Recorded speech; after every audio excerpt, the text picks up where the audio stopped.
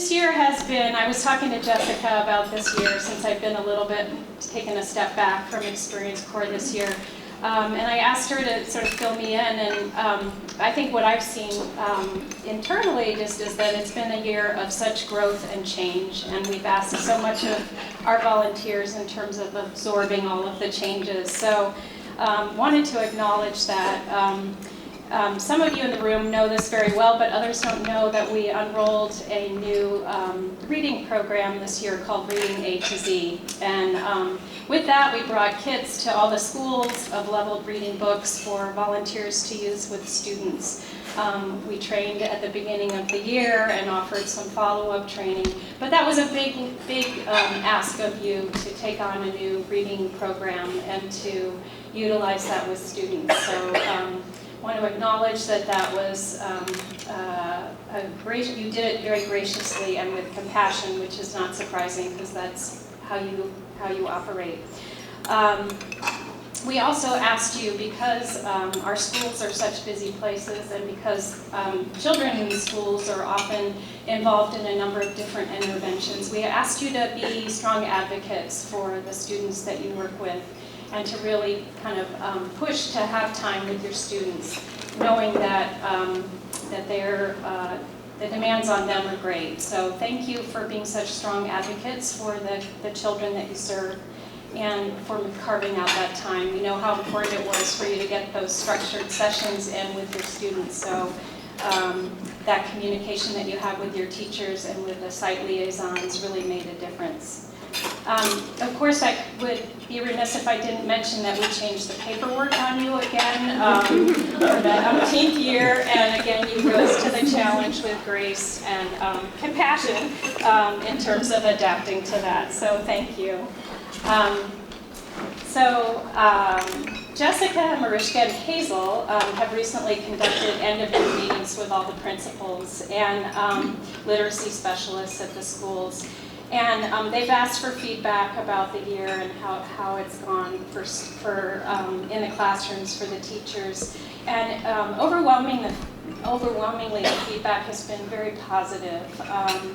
The teachers and literacy specialists talk about the growth that they've seen in students, and they reference the impact that you have as mentors and tutors in the classroom, that you do something that no one else in the school can do. You spend that very dedicated time with students, and you watch their growth, and you support them as they hit bumps along the road and help them grow.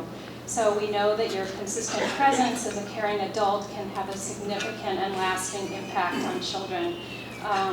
Everybody in this room probably can think of a mentor in their life that made a big difference, and so you are that person to at least one, but probably many more students that you've worked with. This year we had another great year, another great opportunity to work with through our ECPDX funding to work with IRCO. And I want to recognize our two wonderful IRCO liaisons in the room. Thank you so much, Ginny and Jamie, for all your support. Working with IRCO, Mariska can speak more intimately about that process, but we had some really great events, and some of you in the room participated in those after-school, out-of-classroom opportunities that really brought the community into the school and really allowed for an opportunity for you to meet the families that are attached to your students, and to meet grandparents and meet other people that are important to those kids. It also was a great opportunity for us to share culture and food and language and customs and storytelling and crafts that are so important to recognizing everybody in our community and the value that they bring. I think that I remember hearing from a couple of volunteers about what a great experience it was to be in those evening events, because you really got to see kids, like I said, in the context of their families, and really appreciating the relationships in the room. I wanted to share a little bit in closing about some mid-year conversations that happen between mentors and our staff that were used for an impact evaluation study that we did with Dr. Steve Patty. And the reason I want to share this in closing is I think there were some really important findings which we hear over and over again in terms of the impact of your work, but to really think about the work in a different way and to think about why you come back, why you do this work, and what it means to you and what those relationships mean. Because I think it aligns really well with what Metropolitan Family Service is striving for. So this spring, the process involved these interview questions that were developed in the Learning Lab that we were all part of. And the questions were part of the mid-year conversations that some of you participated in. There was, as I said, several important findings that emerged from that. One was that school-based volunteer service fosters growth in the larger community, and that context of being in the school, for many of us, you know, we haven't been in the school for a long time, so you're recognizing that the school is a community in and of itself, and you can live around a school and not necessarily know what's going on in there and not know who's part of that community, but by volunteering you become part of that community and you're valued as an important member of that community. Many of our volunteers describe the work they do as facilitating understanding and connection with the students they serve and the communities that they're in. People who were interviewed talked about feeling valued in that community and feeling valued by teachers and other community members. We also found through this study a strong connection between service and engagement in the community that underscores how important it is to foster ways for older adults to be engaged in their communities so they can share their experience, wisdom, and skills. Another finding was that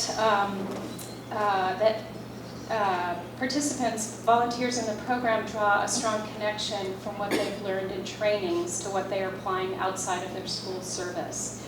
So in addition to EC, volunteers have increased their volunteering in other areas as a result. Helping kids is the main motivation for why you serve. That's not surprising. Mentors' motivations for helping children succeed are connected to more than just that academic piece. Mentors also cite the social, emotional learning, the growth that you see in kids as you work alongside them across the year, how a kindergarten evolves into a first grader. So you, as a result, you're very invested in children's success and see your success in their success. That's an important piece of why you continue to do this work. Another finding, even when academic success is harder to prove, as it can be, the personal connections that you make as a volunteer feel effective. So those relationships, and this is so key, I think, the relationships that you form with kids are vital to their development and to your satisfaction as a volunteer. And I think, again, that's why we see many volunteers come back year after year. So feeling valued is connected to experiencing a connection to a child as the child shows trust or familiarity with you as a volunteer. I had a conversation with Pete before lunch, and he talked about engaging with a child at the end of the year that he had met at the beginning of the year, and how the joke was, we weren't sure that it was going to work, but it clearly did. So that's such a great example. So in closing, I just want to say thank you so much for your service. I want to wish you a wonderful summer, a well-earned summer vacation, and know how much that your service means to us and how much the intergenerational focus that you bring to your work has such a big impact on our work. Thank you.